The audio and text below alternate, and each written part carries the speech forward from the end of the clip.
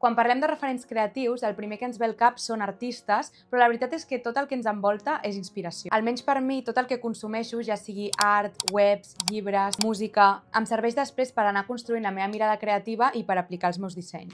Hola a totes i a tots, jo sóc l'Helena, dissenyadora gràfica, il·lustradora, i aquest és el capítol 4 de Cròniques d'una creativa. Una sèrie on parlem de creativitat, disseny, museus, llocs on trobar inspiració i de tot allò que ens motiva a crear en un món on tothom parla d'intel·ligència artificial. Perquè la creativitat necessita una cosa molt bàsica: mirada, temps i història. Tindràs petits tastets creatius en format vertical a Instagram i TikTok i els capítols complets a YouTube. En aquest capítol us vull compartir els meus referents que m'han ajudat a crear com creo avui en dia. Dividirem aquest vídeo en diferents seccions i la primera de totes són artistes. Sabeu el que diuen en el món del disseny? Roba com un artista. És que els dissenyadors tenim moltes inspiracions que venen d'altres artistes i això no implica que els estiguem copiant, sinó que ens estem inspirant en la seva obra, i segurament tu mateixa, si ets creativa, pintes d'una forma o dissenyes o penses d'una forma gràcies a altres dissenyadors que t'han inspirat. I per començar amb la secció d'artistes tenim a Paula Scher. És una de les meves grans referents en el món del disseny gràfic. El que m'inspira d'ella és la seva manera d'utilitzar la tipografia de manera valenta i expressiva sense por de trencar les normes. Llavors ara us explicaré una mica de la seva història, perquè també la gràcia d'aquest vídeo és que podeu conèixer artistes que, segurament Paula Scher la coneixeu perquè és molt famosa, però potser no sabeu molts detalls de la seva història i del seu projecte, així que ara us els compartiré. A Paula Scher des de petita li agradava molt l'art, així que va estudiar Belles Arts a Filadèlfia, i allà el que va descobrir era que verdaderament el que l'apassionava era el disseny visual i sobretot la tipografia. Després de graduar-se, al 1970, Paula Scher es va mudar a Nova York, que, com segurament sabeu, és el centre del disseny i la cultura visual als Estats Units. Va tenir petits treballs ja en el món del disseny i en poc temps va aconseguir treballar a Atlantic Records dissenyant les portades dels àlbums. Va tornar a CBS, on ja hi havia treballat anteriorment, com a directora d'art. Allà va dissenyar fins a 150 portades de discos, incloent treballs icònics com els que us deixaré per pantalla, que avui formen part de la cultura visual musical. El 1984, Paula va fundar l'estudi Koppel & Scher amb Terry Koppel, on junts van treballar fent identitats visuals, pòster, packagings i disseny editorial. Però el gran salt de Paula Scher arriba al 1991, quan es converteix sòcia de Pentagram a Nova York, que és una de les consultories de disseny més prestigioses del món. I, el més important, es fa la primera dona en ocupar un lloc allà. A Pentagram, on hi segueix treballant ara mateix, ha fet feines molt grans, com per exemple la identitat visual de The Public Theatre, que va revolucionar el disseny cultural. També va fer la identitat visual del Museu MoMA, i és que, a més de dissenyadora, és pintora de mapes. Des de finals dels 90 fa pintures cartogràfiques que combinen dades, colors i tipografia. A més, faig un peron per recomanar-vos aquesta web, on podeu trobar informació sobre dissenyadores gràfiques de la història, que, com ja sabeu, normalment tots els noms que ens venen a la ment quan parlem de pintors, dissenyadors, de tot en general, són d'homes, i és perquè hi ha hagut moltes dissenyadores i pintores que han estat o darrere de l'ombra d'un home o simplement no s'ha parlat d'elles. Així que en aquesta web podeu trobar moltes dissenyadores i pintores que jo crec que tenen projectes superinteressants. Un altre referent molt important per mi és Massimo Vignelli, no tinc ni idea de com es pronuncia el nom. Vignelli defensava que si una cosa està ben dissenyada no necessita ser excessiva. I és que ell va estudiar arquitectura a Milà i a Venècia, i aquesta formació el va ajudar molt a dissenyar de la manera que ell ho feia, que era d'una manera molt ordenada i lògica. Als anys 50 i 60, Itàlia era un centre creatiu molt potent, però Massimo i la seva parella, Leia, van decidir fer el salt als Estats Units, on el disseny modern estava creixent exponencialment. Aquest canvi va ser clau perquè Massimo Vignelli va créixer molt com a dissenyador i va fer un impacte a Nova York. Es va convertir en una figura clau de Unimark International, una de les primeres grans consultories de disseny corporatiu al món. Unimark va començar a aplicar una idea revolucionària, que era el disseny ha de funcionar com un sistema coherent, no com peces aïllades. Un dels seus treballs més famosos i a la vegada polèmics és el disseny del mapa del metro de Nova York. Què és el que va fer Vignelli? Ell va simplificar completament el mapa, va eliminar proporcions reals i va prioritzar claretat i legitibilitat, algo molt important en el disseny. Tot estava basat en línies rectes, angles de 45 i 90 graus, colors clars i la tipografia helvètica. I tot i que en aquell moment el públic no el va acabar d'acceptar, avui és una icona del disseny modern i un exemple del seu pensament funcional. I com no, la seva tipografia preferida era l'helvètica, que personalment també és de les meves preferides. I per últim, dins de l'apartat d'artistes, us parlaré de Pilarín Vallès, que crec que a part de per mi ser un referent molt important, també ho és per tots els catalans, que Pilarín literalment ha pintat el nostre imaginari, les nostres escoles i les nostres vides. Així que si no sabies de la seva història, jo et faré un petit resum. Doncs Pilarín, el 1964, va publicar el primer llibre per infant, El meu Peu per dalt, amb l'editorial La Galera. I aquest va ser l'inici d'una carrera que no ha parat fins ara mateix, que segueix en peu. A partir d'aquell moment, Pilarín Vallès va començar a col·laborar amb la revista Cavall Fort, amb la qual va estar treballant durant dècades. A mi, el que més m'inspira de Pilarín és que puc veure un dibuix superràpid i a l'instant sé reconèixer que és d'ella. I això és tenir un estil superpropi. I és que durant la seva carrera ha il·lustrat ni més ni menys que 900 llibres. La seva obra no només forma part de la nostra infància, sinó que també ha tingut un impacte cultural més enllà de les fronteres lingüístiques. I és que fins i tot ara, amb 80 anys, Pilarín segueix publicant llibres i dibuixant. Jo, de fet, la segueixo a Instagram i com que cada dia penja un dibuix. Es nota que el que fa li agrada i això jo crec que és de les coses que més m'inspira d'ella. I ara, dins de l'apartat d'artistes, passarem específicament a pintors. I és que us vull parlar de 3 dels meus referents a la meva obra artística, que encara que jo personalment no tinc ni idea de pintar quadros, il·lustro digitalment i a vegades doncs, amb llapisos, però mai he pintat, que és una cosa que m'agradaria canviar aquest 2026. Tinc molts referents que m'inspiren, que són pintors. El primer de tots és Matisse. Tot i ser conegut avui en dia com un geni de la pintura, Matisse no va començar la seva carrera com a artista. De fet, va estudiar dret i treballava com a funcionari, fins que una malaltia el va obligar a quedar-se al llit. Durant aquest temps, com a distracció per poder fer alguna cosa, va començar a pintar. I allò li va canviar la vida completament. Després d'aquella experiència, Matisse va decidir deixar el dret i estudiar art a París. Al principi, Matisse pintava de forma clàssica, tipus paisatges, retrats, etc. Però aviat va començar a experimentar amb el color, inspirat per l'impressionisme i l'art africà i oriental. El gran punt d'inflexió arriba a principis del segle XX, quan Matisse es converteix en líder del fauvisme. I et preguntaràs, què és el fauvisme? És un moviment artístic caracteritzat per colors intensos i reals, pinzellades lliures, poc interès pel realisme i emoció per sobre de la fidelitat visual. Per Matisse, el color no servia per copiar la realitat, sinó per expressar sentiment. A partir dels anys 40, Matisse va patir greus problemes de salut i ja no podia pintar dret davant del cavallet. Però és que aquí passa una cosa preciosa, i és que en lloc de deixar de crear, va inventar una nova tècnica, els retalls de paper de colors. I sincerament són les obres que més m'agraden de Matisse. Pintava papers amb guaix, els retallava i els composava amb tisores. Ara passem a un altre referent de la pintura, que és Hilma af Klint. Aquest artista va fer història, però sense que ningú sapigués. Algo que ha passat molt amb moltes dones artistes, com ja he dit abans. Hilma va pintar l'art abstracte molt abans que, per exemple, Kandinsky, però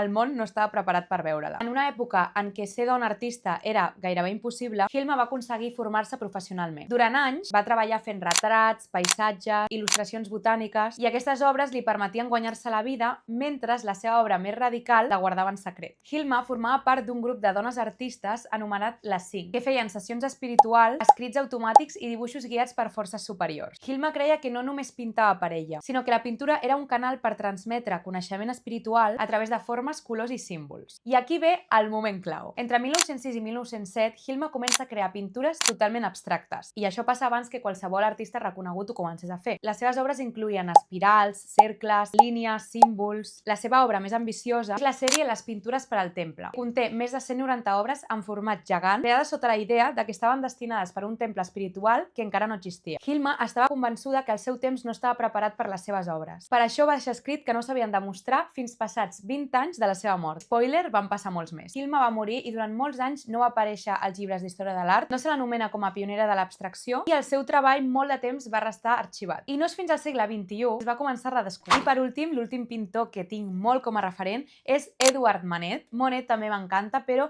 sento que a xarxes socials s'ha parlat molt més de Monet que de Manet, així que com que els dos m'encanten, us parlaré de Manet. Manet és un artista que va escandalitzar el seu temps i va obrir la porta a l'art modern. Després de suspendre diverses vegades l'accés a la Marina, que era el que els seus pares volien fos el seu futur, finalment va decidir dedicar-se a l'art. Tot i que va tenir una base d'estudis clàssica, Manet no volia pintar mites antics. Volia pintar la vida moderna de París. Manet comença a fer una cosa molt radical per l'època, que són figures planes, contrastos forts, pinzellada visible, poca profunditat, temes contemporanis, però això també fa que arribi al moment clau de la seva carrera, que són els escàndols. Un dels seus quadres més famosos, que segurament us sona perquè l'estudiàvem a Història de l'Art, és Le Déjeuner sous l'herbe. Jo pronuncio fatal el francès, ho sento. Aquest quadre va crear un escàndol i el problema no era el nu, sinó que era massa realista, no era res mitològic, era una dona real que et mirava sense vergonya, el van considerar antiacadèmic i el van rebutjar i es va exposar al Saló dels Rebutjats. Manet va ser un dels primers artistes en pintar bars, cafès, concerts, carrers, gent normal. I ara passem a un apartat que tu pots pensar, què té a veure la música amb el disseny gràfic? És que us vinc a parlar del disseny de vinils, perquè com ja us he dit algun cop per aquest canal, tinc una gran col·lecció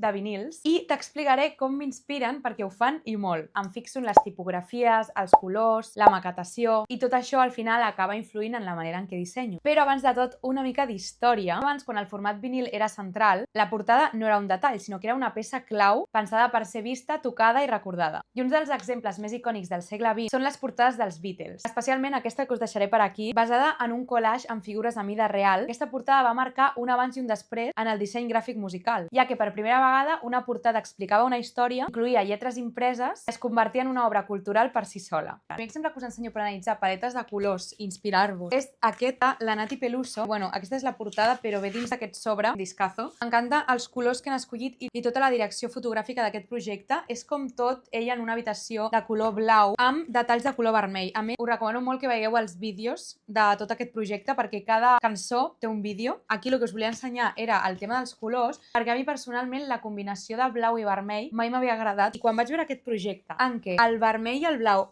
queden així junts, vaig dir, m'encanta aquesta combinació, com aquest blau elèctric amb aquest vermell brutal. Una altra cosa amb la que em fixo molt en els vinils és en la maquetació dels textos, com estan col·locats, quina jerarquia tenen, i també amb la direcció fotogràfica. Per exemple, ara m'acaben de regalar per Reis el vinil de The Life of a Showgirl. Mira que jo, com a dissenyadora gràfica, no era molt fan de la portada, la veritat, però veure el vinil complet, amb totes les imatges que venen a dins, junt amb el color del vinil, hem fet entendre la direcció fotogràfica d'aquest projecte i m'encanta. Fotografies no són només maques, sinó que expliquen com la història del personatge. És que mireu aquest disc, m'encanta. I després, una altra cosa, és que jo necessito com escoltar el disc de principi a fi, entendre el per què l'artista ha volgut posar aquests títols, aquest ordre. Us puc donar l'exemple de Rosalía amb el Mal Querer, o sigui, no hi ha res que m'inspiri més que aquest àlbum. El vinil té com un llibret on explica cada capítol de passar per una relació tòxica, que és de lo que va. M'inspira tant, és com que em fa entendre el projecte com a una única cosa i no com a cançons separades. I ara passem a l'apartat de llibres. Des de petita m'ha agradat molt la lectura perquè tinc molta imaginació, llavors és super entretingut per mi perquè puc recordar de cada llibre com m'he imaginat cada espai, cada personatge. No només un espai, sinó que m'imagino la casa on hi ha tots els mobles, o sigui, tots els espais els tinc com en un univers dins del meu cap i per això m'agrada tant llegir. Si no pogués veure res a llegir potser no m'agradaria tant. Parlaré d'alguns llibres que m'han ajudat molt en el meu procés creatiu relacionats amb el disseny i l'art. El primer llibre segur que el coneixeu perquè la portada és super famosa, és The Creative Act, de Rick Rubin. Us l'he dit en anglès perquè el tinc en anglès. I aquest llibre parla de la creativitat no com una tècnica, sinó com una manera de ser. Rubin explica que la creativitat té més a veure amb l'atenció, la sensibilitat i la manera en la que observes el món, que no pas amb el resultat final. És un llibre molt reflexiu, molt fàcil de llegir, i a mi m'ha ajudat molt a reconnectar amb el meu procés creatiu. Després tenim un llibre també molt famós que es diu Still Like an Artist, de Austin Kleon. Un llibre curt, bastant visual i molt pràctic, que no és teoria pesada, sinó que és com una guia directa per activar la teva creativitat. Kleon defensa que res és completament original i que la creativitat consisteix a barrejar idees i transformar-les de la teva pròpia manera. Dona 10 consells senzills per començar a tirar endavant el teu projecte creatiu. Després tenim un llibre que és La paleta perfecta, de Sara Caldas. Aquest llibre està pensat especialment per dissenyadors gràfics i il·lustradors que volen dominar el color. Explora com crear combinacions de colors efectives i no només des d'un punt de vista tècnic, sinó també emocional i visual. És una eina molt útil i jo sempre la tinc per l'estudi, a més té molts exemples gràfics com de dissenys combinant colors. Després tenim The History of Graphic Design i aquest us l'ensenyaré perquè la veritat és que els llibres de Taschen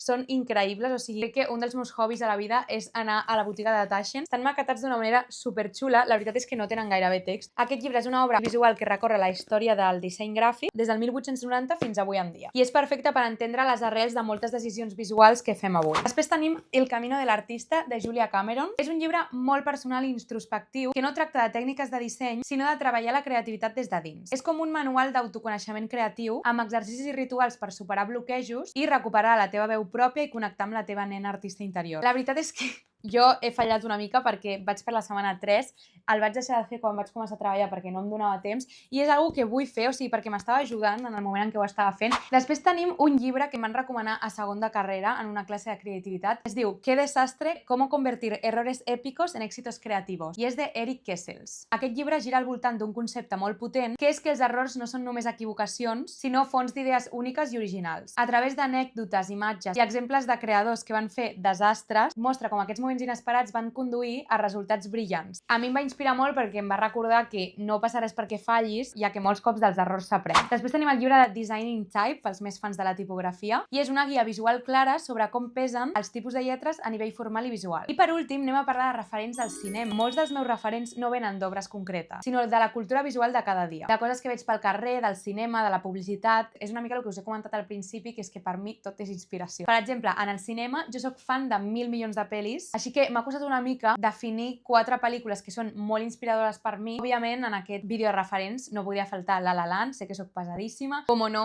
per aquí tinc el vinil. No us explicaré de què va La La Land, perquè segurament ja ho sabeu, però el que em fascina d'aquesta pel·lícula és com els colors canvien d'acord amb l'estat d'ànim del relat. Els vermells, blaus i grocs saturats evoguen sensacions concretes i no es queden només en lo bonic, sinó que acompanyen l'emoció a l'escena. Després he volgut incluir una pel·lícula que no és molt coneguda i no sé per què, que es diu Mona Lisa Smile, que surt la Julia Roberts, i és un drama ambientat als anys 50 sobre una professora de història de l'art que desafia les expectatives socials de les seves alumnes. És una pel·lícula que col·loca l'art i la cultura visual al centre del debat. Bueno, i no us explico més, però us la recomano moltíssim. I per últim, una sèrie de Netflix que segurament us han recomanat 1000 cops si sou creatius, però l'havia de dir, que és la de Abstract. De fet, gràcies a aquest documental vaig conèixer la Paula Scher, la primera dissenyadora que he mencionat. És una sèrie amb diferents capítols, on cada capítol explica la història d'un creatiu diferent. Té disciplines molt diverses, des d'arquitectes, il·lustradors, dissenyadors gràfics. Em sembla com una classe magistral poder veure com treballen i quin ha sigut el recorregut de tots aquests artistes. Per últim, comentar que en aquest vídeo no he mencionat ni webs, ni recursos, ni aplicacions, ni creadors de contingut, o sigui, falten molta informació,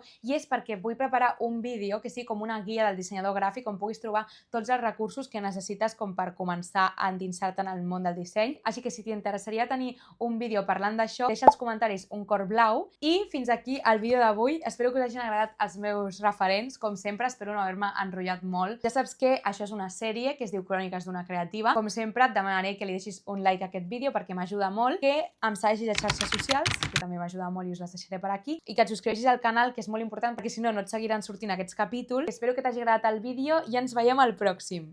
Adeu!